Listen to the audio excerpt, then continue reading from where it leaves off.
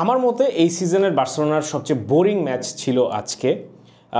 As Monaco ম্যাচটার পর যেমন আমি বলছিলাম যে খুব বেশি you can not take out of this match, on the other side আমি আজকে সেম কথাই বলবো যে আজকের ম্যাচটা থেকে বার্সেলোনার অনেক বেশি কিছু টেক আউট নেওয়ার মতো ছিল না। After the red card which was for me an obvious red card, অনেকের অনেক ওপিনিয়ন থাকতে পারে, but clearly Dani Olmo was the last man and ওকে থামানো হয়েছে, so for me that's by the book red card. But এই red কার্ডটার পর রিয়াল সোসিয়েদাদ অলরেডি ওদের অনেকগুলো প্লেয়ার ছিল না, দেন এত early into the game 18 minute, এটা যে কোনো দলের জন্য একটা বেশ বড় সড়ো আঘাত বলা যাইতে পারে। এবং একটা জিনিস যেটা পজিটিভ যদি বলতে হয়, একমাত্র পজিটিভ যেটা বলতে পারবো যে আজকের খেলা দেখে বোঝা গেছে যে বার্সেলোনার সাথে 10 জন নিয়ে খেলাটা একটু প্যারা হবে। যদি কোনো টিম লাল কার্ড খেয়ে যায় বার্সেলোনার সাথে, 10 জন নিয়ে এই বার্সেলোনাকে সামলানোটা একটু ডিফিকাল্ট হবে।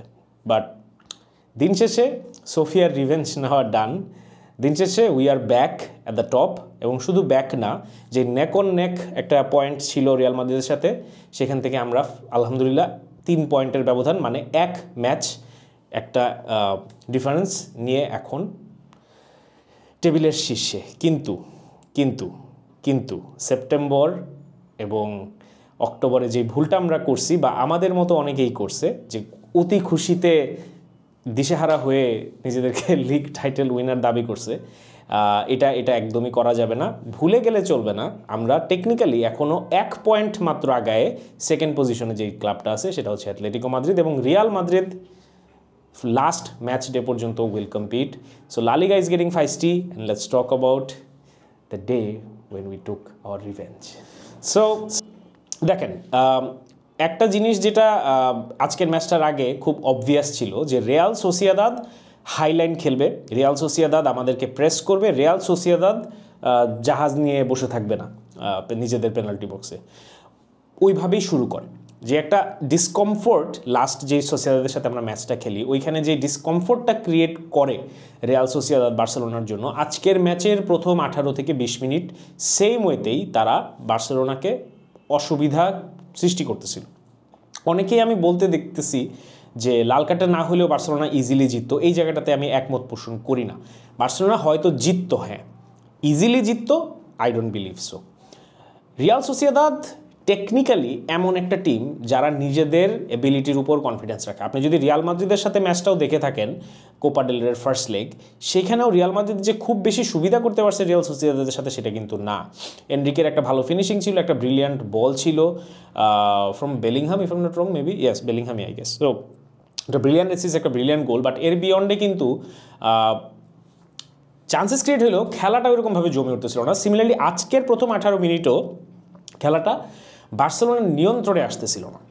চান্সেস ক্রিয়েট হয়েছে কিছু, ওরা যেহেতু হাইলাইন মেনটেন করে, আমাদের প্লেয়াররা broke the line and made some runs. But overall যদি আপনি আমাকে জিজ্ঞেস করেন যে without the red card Barcelona 4-0 নিয়ে বের হইতো কিনা আজকে, আমার মনে একটু সন্দেহ আছে।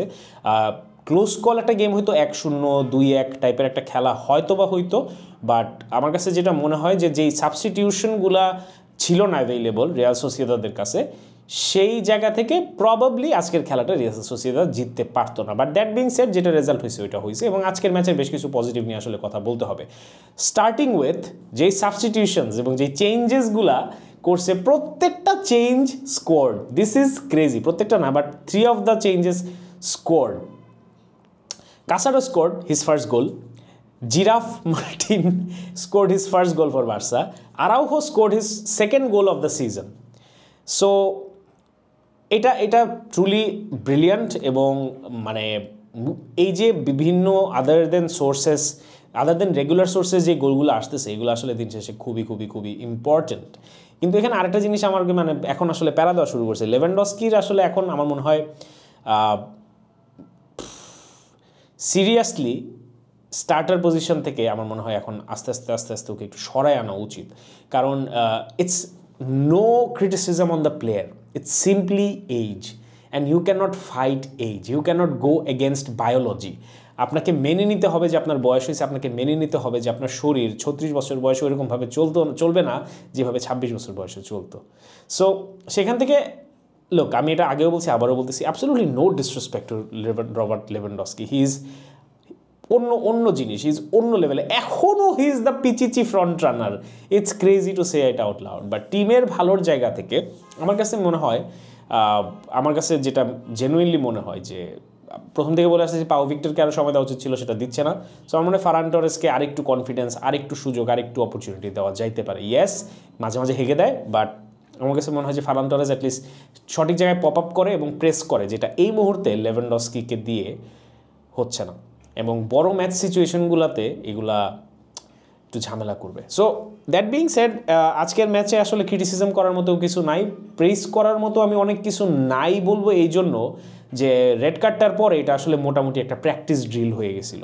ইট was attack versus defence training ground stuff. So best জিনিস যেটা হয়েছে যে যদিও দেখতে ফ্যানের জায়গা থেকে, অডিয়েন্সের জায়গা থেকে খুব বেশি একটা মজা লাগে নাই, but Barcelona never got out of the second gear. Literally Barcelona আজকে সেকেন্ড গিয়ার থেকে বের হয় নাই।